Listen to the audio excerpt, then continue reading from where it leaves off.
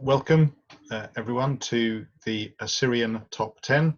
This is another in my series on the Bible and archaeology, digging deeper in lockdown. Today there are going to be a number of passages that we're going to read together from the Bible, from the Old Testament, which is where you find the Assyrians. The advanced reading, for those who've done it, 2 Kings, chapter 17, 18 and 19, and the book of Nahum. And you may also have looked at the book of Jonah as well. I'm doing these recordings at a time when the museums are closed due to the lockdown situation in the UK, but these are ways of making the wonderful artifacts in our museums in this country, England, available to a wider audience and save you the trip to the museums. Although I don't think it's an either or, I would still recommend that you come. When I do these tours in the museums, and I say, well, why am I doing these tours? I say there are 3 reasons. So the first is that the study of archaeology, which has sometimes been called durable rubbish, actually helps confirm the reliability of the Bible, for which those of us who are Christians, that is the source of our hope, the reliability of the Bible in which we trust. And the second reason is to shed some light on those passages in the Bible so they come to life more.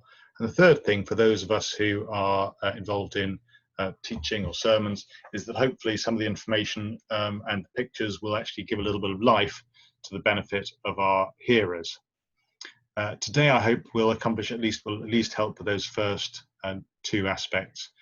Generally with these tours, who are they for and who's today for? Well, I would say if you like learning and you are interested in the Bible, then you will love the tours, and hopefully you will also enjoy this webinar, which will last around half an hour. I'm going to be going through using 10 points to look at the Assyrians in the Bible, and then at the end of that make some points of general relevance as I see it from the Assyrians and what we've been looking at. So first of all, I'm going to dive straight into our 10 items stroke objects. The first is simply Nineveh. There'll be a range of experience among those of you watching this. Some of you will not be particularly familiar with the Assyrians, apart from knowing possibly they were sometime before the Romans. But the Assyrians were really the first superpower to come out of the Fertile Crescent. But it's more likely you'll have heard of their capital, Nineveh. Indeed, this morning when I was mentioning to my wife that I was going to be talking about this, she said, "Are you going to mention the song?" And I said, "What song?" And apparently when she was a schoolgirl, they learnt a song, which I'm not going to sing for you, and it went something like this. Nineveh city was a city of sin. The jazzing and the jiving made a terrible din. And I'm sure that the song got better from then on. That's Nineveh. Nineveh was the capital of Assyria, certainly during its heyday. Now, second point. Lions. Now, what's all this about? Let me see if I can share my screen here. So here's the slideshow. I'm going to start from the beginning. There we are. So that's our topic today. And here, number 2, lions. And by the way, I'm going to give you a little summary at the end of what the 10 points are. Now look at this. This is an amazing relief carving. It's contemporaneous. It's done by the Assyrians. This was found in the King's Palace in Nineveh, and this is a lion hunt. Now, you say, what, lions? What are lions doing there? Well, let me just remind you that before 1850, there were lions in the Middle East, and if you think about your Bible, you'll think of some of the references. Samson, there's one there. There's David, I think, said that he had to defend his flock from lions, and one of his mighty men called Benaiah, son of Jehoiada, who was a bit of a psychopath. I think he says he jumped into a pit on a snowy day just to have a one-to-one with a lion who wasn't doing anyone any harm. but there we are. Brave person, that's Benaiah. Now, what are these lions doing here? Well, these lions are not, they're probably not fully wild lions in the sense that they're not out in the forest somewhere. The Assyrians kept lions in order to make sport with them and hunt them. And here we can see a king, Ashurbanipal, and this is symbolic. He here is also seen as the protector of his people. He's defending them against wild animals. He's strong, he's heroic, he's brave. So a number of messages being conveyed by this, but it is quite stunning, the detail of this. Now, our next item we're going to talk about is Sennacherib. Now, here, while we're on this picture, you can see some winged bulls. It's sad that Sennacherib is one of the Assyrian kings. He met his end, stabbed by his sons in between winged bulls like this. This picture's in the British Museum. That's the width the part these would have been. These weren't particularly to be worshipped. They weren't, idols as such, but these were creatures designed to invoke protective spirits, to protect the temple or to protect palaces, and to warn off would-be assassins, and there would be curses often written in them. Now, what's interesting about these are Assyrians, and these aren't copies, by the way. These are the originals that were on, I think in this case, from a palace at Khorsabad. And here you can see, strangely, a number of different creatures. You've got the body of a bull, I believe. There are some other creatures like this which have the body of a lion. There are unmistakable wings on its back, and there's a human head. And I've asked the question there, where else do these sorts of composite creatures occur in the Bible? Well, you'll have seen them if you'd say, well, Ezekiel, Daniel, Revelation. You'll get marks for all those. Yeah, so these are creatures. They're not real. They weren't running around. Nobody believed these were real creatures running around in the Middle East. These were composite fictional creatures, but designed to create awe. And in the bit of literature I've mentioned, these creatures are invariably represent evil, and they are destroyed by God, or they worship Jehovah God, so are not to be feared by the Israelites. Now, let me just, here we are. Let's go back to talk about Sennacherib. Sennacherib is possibly the best known Assyrian king. He's mentioned in the Old Testament many times, but history and archaeology tells us a lot more about him. He was the king of the Assyrians. His capital was Nineveh. He made the capital Nineveh, and he, besides being a warrior and a king, and he was a huge builder, a bit like Herod the Great. Some of these rulers invested a lot in their legacy and in creating very impressive cities. He built up Nineveh, built a palace there, but he also built this huge aqueduct running 50 kilometers from the mountains in the north to water his city, Nineveh, which had fabulous gardens. And the gardens had even water screws, like Archimedes screws. But to get the water there, he constructed an aqueduct which was so wide, it was more like a canal. And we know the size of it and the width of it because some of the ruins have been found. And we know that Sennacherib's ruins because he left his card and said, I, Sennacherib, built this aqueduct to bring water to my capital. Now, this was 5 centuries before the Romans started building aqueducts. So this was extraordinary pioneering and engineering. And one place where the aqueduct goes over a valley is a place called Jerwan, Jerwan, in northern Iraq now. And there they found no less than 2 million dressed stones and evidence of water sealing on the stones there, as well as this inscription. It's suggested that the gardens built by Sennacherib may in fact be what we know better as the Hanging Gardens of Babylon, which was one of the 7 wonders of the ancient world. So, well, I thought those were in Babylon, not in Nineveh. Well, that's not conclusive on its own. First of all, if you look on a map, the other 6 wonders are much further west. They're in Greece, they're in Egypt, and no further east than there. Whereas Babylon is rather an outlier, these Hanging Gardens. So it may have been a sort of generally over there in the east, is where you'll find these. There was also some confusion. The Assyrians and Babylonians were, at each other's throats. Again, seen from the west, they may be just overall a single group, or one takes over the legacy of the other. There are three possibilities. One is that there were never any hanging gardens, that it's just referred to in literature because there are no traces ever been found of them in Babylon.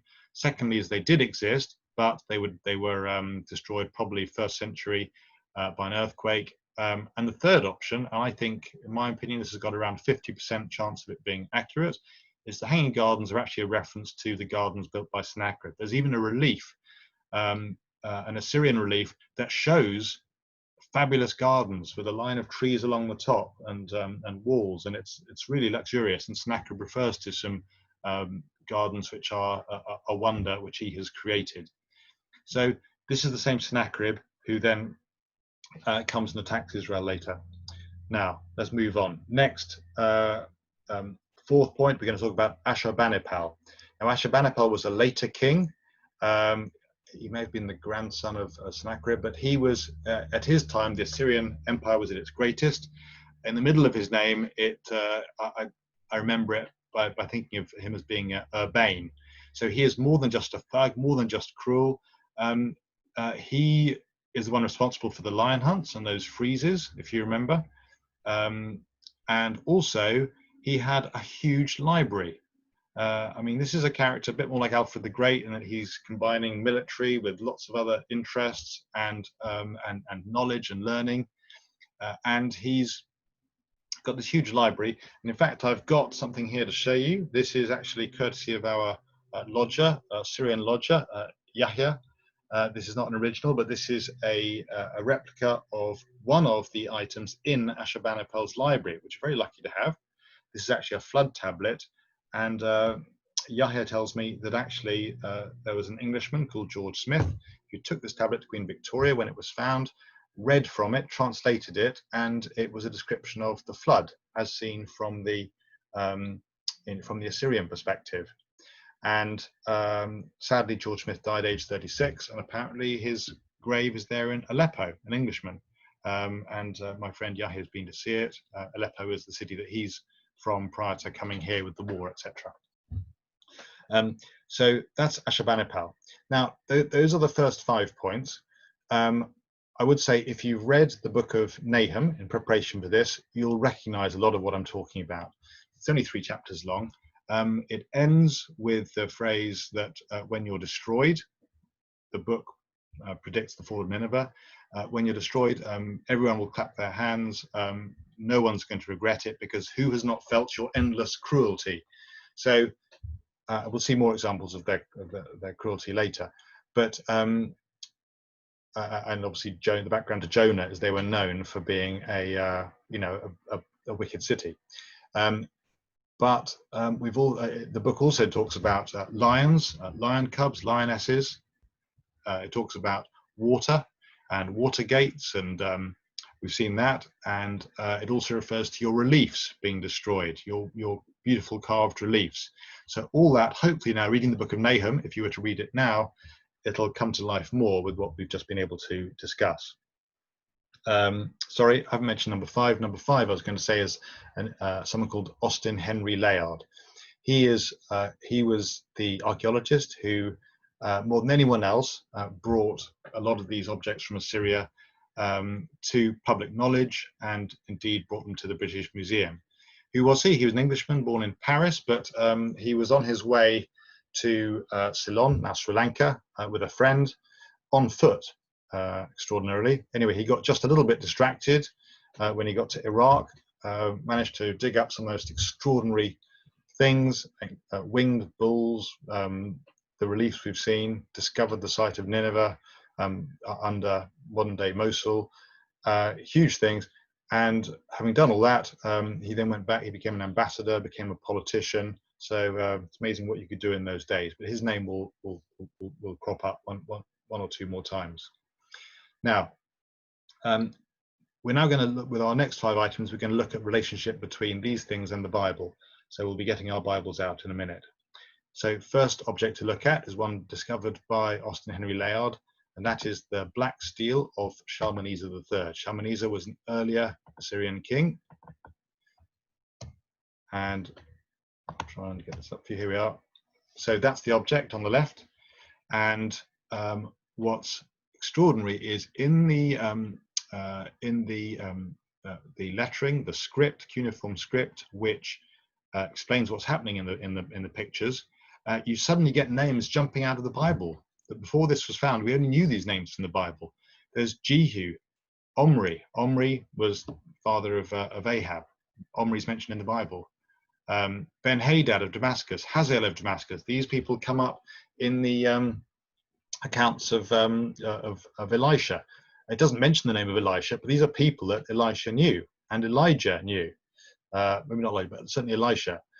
And what have we got here in this picture? Well, the caption under the picture that I've enlarged on the bottom right talks about the tribute of Jehu, the son of Omri, being given to the king, Shalmaneser III. Now, suddenly, for the first time, we've got, if you will, a picture for your Bible, an illustration, a photo. It's the closest thing you'll get. It's a carving in stone, and the person bowing down in the middle there is either Jehu or an ambassador, and behind him are a row of Israelites, and it lists on the black stele the tribute that they brought. This particular event is not mentioned in the Bible, but I can't mention everything, but these people very much are. This is the oldest picture we've got of any Old Testament or New Testament, for that matter, character. Now, next we're going to look at a Bible passage. So if you could get your Bibles open, 2 Kings chapter 17, verse 5 to 7. Point 7 is the fall of Samaria. I'll just read the account of this here, just a few verses. 2 Kings chapter 17, verse 5. Then the king of Assyria invaded all the land and came to Samaria, which was the capital of the northern kingdom of Israel, and for 3 years he besieged it. In the 9th year, the king of Hoshea, the king of Assyria captured Samaria, and he carried the Israelites away to Assyria and placed them in these places. And this occurred because the people of Israel had sinned against the Lord their God. This is commentary provided, if you will, by the theologian who is putting together the book of 2 Kings. Had sinned against the Lord their God, who had brought them up out of the land of Egypt from under the hand of Pharaoh, king of Egypt, and had feared other gods and walked in the customs of the nations. So you can see, fall of Israel, we've got a resettlement. Stalin did this as well. So he took all the people out, the 10 northern tribes, scattered them, and instead brought in his own people from towns outside Israel and brought them in and settled them there to permanently mash together the parts of the empire and to destroy the identity of the these northern tribes, the kingdom of northern Israel. So that happened. The siege took 3 years, started by Shalmaneser V, another king. Job finished off by Sargon. So 721 BC, the date of that. Sometimes it's talked about as being 722. That's the fall of Samaria. Now, next item we're going to talk about is a campaign that happened a bit later, carried out by Sargon's son, Sennacherib, who we've mentioned before. So now, for this, we're going to look at here we are, the Taylor Prism. Now, this is a carving made by Sennacherib. What had happened was that he had attacked Jerusalem, or tried to, unsuccessfully. And we're going to read 2 Kings chapter 19 for this. And this attack and its defeat became the subject of a poem. 2 Kings chapter 19, verse 35. It says, That night the angel of the Lord went out and struck down 185,000 in the camp of the Assyrians. And when people arose early in the morning, behold, these were all dead bodies. Then Sennacherib, king of Assyria, departed and went home and lived at Nineveh. And as he was worshipping, he was struck down. Now, this is a time when Sennacherib had been on a campaign, and he challenged Hezekiah, the king of Jerusalem, to surrender the city. Hezekiah refused, said, "We're going to trust in God," on that occasion. And on other occasions, he did deals and paid tribute. But on this occasion, he said, "We're going to stand firm." And that took a lot of courage and faith to withstand this awesome war machine, which we'll see in our next slide. But the next morning, the Assyrian army retreated, went back to Nineveh. Herodotus, the Greek historian, talks about this campaign. He refers to rats having stopped the Assyrians in their tracks. The Bible says, talks about the number of dead, and says that it was done by God, by an angel of the Lord. You say, well, which is correct? And it's lovely here seeing it all working together. The Bible tells us what was happening on the theological level, that God delivered people. God delivered Israel. Herodotus gives us the how, and this object here tells us what Sennacherib did when he got home with his tail between his legs. Well, he did two things. The first was he made his diary, or to be precise, he actually made sure he recorded the campaign how he wanted it recorded in this official history of his campaign. And among other things, he says in it that he destroyed 46 cities in Judea. He had taken captive 200,000, 150 people, small and great, male and female. He had overcome Hezekiah with the terrifying splendor of his majesty. And in that object, you can see this prism, is the name Hezekiah, the name Sennacherib. Judea is there, the name Jerusalem is there. So these are all real places, and this is the record from the outside the Bible. And he says that he shut up Hezekiah in Jerusalem like a caged bird. Well, why didn't he describe the defeat? He couldn't, because he'd been defeated.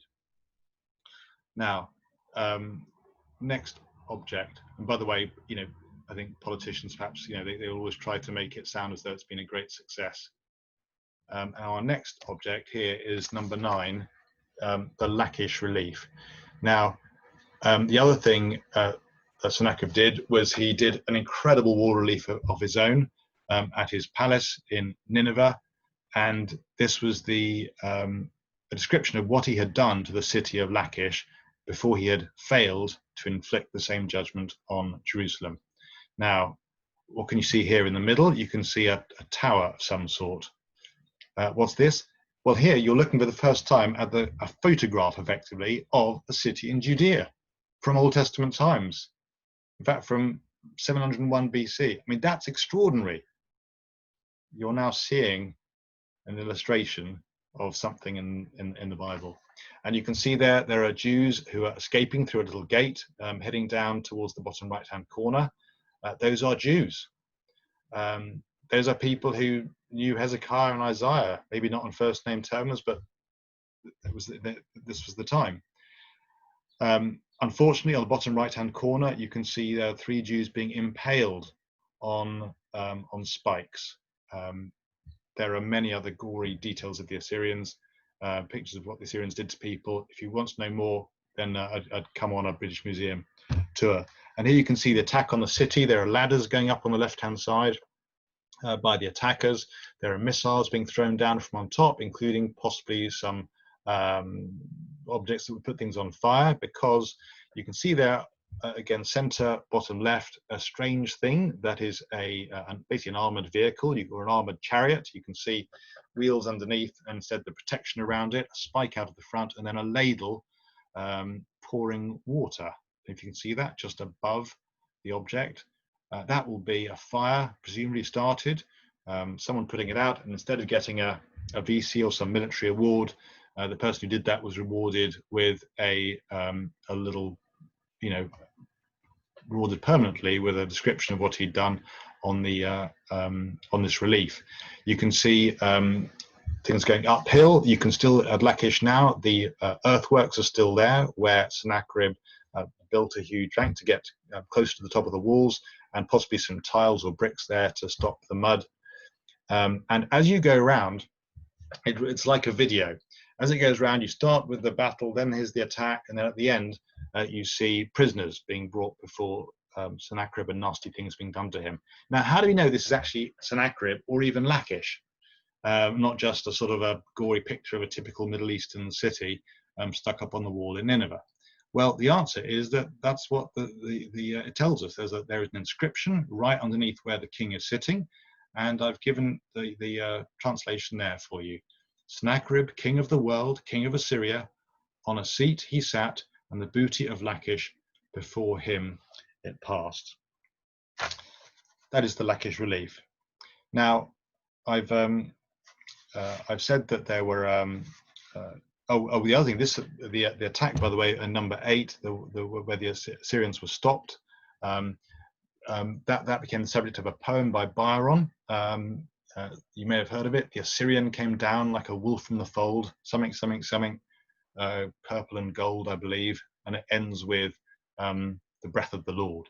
So Byron, but so the Assyrians have inspired a rather funky little ditty about Nineveh, a poem by Lord Byron, and lastly, a children's book, a character in the Narnia series. And here you can see on the bottom right, a photograph from the Ashmolean Museum. This is an Assyrian eagle-headed protective human creature. This, all likelihood, was seen by C.S. Lewis on a visit to the Ashmolean Museum when he was a student in Oxford in, I think, 1918 or so. And on the left, you can see this character who appears in the last battle in the Narnia series, Tash. And it's extremely likely that there's some influence there. So now let's step back for a minute and see what we've accomplished. We've now been through our 10 objects. Have we seen confirmation of the reliability of the Bible? Yes, on several accounts, especially the Taylor Prism. And with all the names that keep popping up. So the Old Testament, these aren't mythical creatures like in a work of fiction. The Bible writers clearly believe they're writing history, and they're writing about contemporaneous people, things that happened, battles that were won. And what about adding colour? Well, we've added heaps of colour, I believe, to our understanding of what these characters were like and what the Assyrians were like. But what else have you seen? The war machine of Assyria, capable of being stopped by Jehovah, Israel's God. But not just the power of God, we've seen something about the purposes of God. And I want to read now our final passage. This is 2 Kings chapter 17, verse 24. You hear about the dispersion of the northern tribes of Israel and you think, what next? And of course, we're thinking about what next for these tribes, or what next for the southern kingdom of Judah, because we think they're the center of the story, but they're not. How about what next for the Assyrians? And perhaps the Assyrians aren't the center of the story. Perhaps Israel isn't the center of the story. Think about Jonah. 2 Kings 17, verse 24. And the king of Assyria brought people from Babylon, Cuthah, all these other places, and placed them in the cities of Samaria, which were now empty, instead of the people of Israel. And they took possession of Samaria and lived in its cities. And at the beginning of their dwelling there, they did not fear the Lord. Therefore, the Lord sent, guess what? Lions among them, which killed some of them.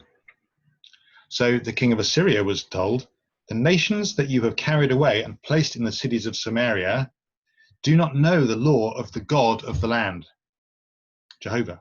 Therefore, he has sent lions among them, and behold, they are killing them because they do not know the law of the God of the land. Then, one of the most unlikely lines ever, the king of Assyria becomes a mission agency. The king of Assyria commanded, send there one of the priests whom you carried away from there, let him go and dwell there and teach them the law of the God of the land. He's not just permitted, he's ordered to go and to evangelize, in modern words, the people who are there, who are not even Israel. Do you remember, they had sinned against the Lord, they'd been sent away. So one of the priests whom they had carried away from Samaria came and lived in Bethel and taught them how they should fear the Lord. What have we seen here? Our story today begins and ends with some lions. But apart from that, we started with Jonah, unwilling to preach to the Assyrians, not because he was scared, but because he wanted them to be punished and judged. Not much compassion or love there. What did it take? Well, the fall of Israel, bringing the people in, and finally the Assyrians are getting the chance, by the order of the king of Assyria, they're getting a chance to understand the law of God, the law of Israel.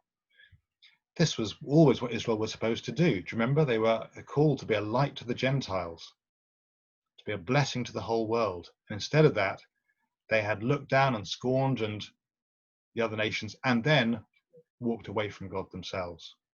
What an extraordinary, mysterious way in which God worked, and maybe is working today. Instead of missionaries going out, instead immigration, refugees are bringing people into contact with the gospel like never before. But let's ask ourselves the question. We see here that God cares about all peoples, about the Gentiles, about Acts 10 Roman centurions. He cares about the Assyrians. But do I really care about all the peoples with whom I come in contact? Next week, I hope you'll indulge me. We're going to take a break from our series on archaeology in the Bible and fast forward to look at a bit of church history. In my role running Christian heritage tours in Oxford, where I live, and the topic next week will be Wesley's Oxford. Thank you very much for listening. Oh, hang on, I'll now give you that. Here we are, the summary of what we've been doing. Here we are. Those are our 10 points. You can freeze that if you want to. Just keep a note of that. Good. Thank you. Thank you very much for coming.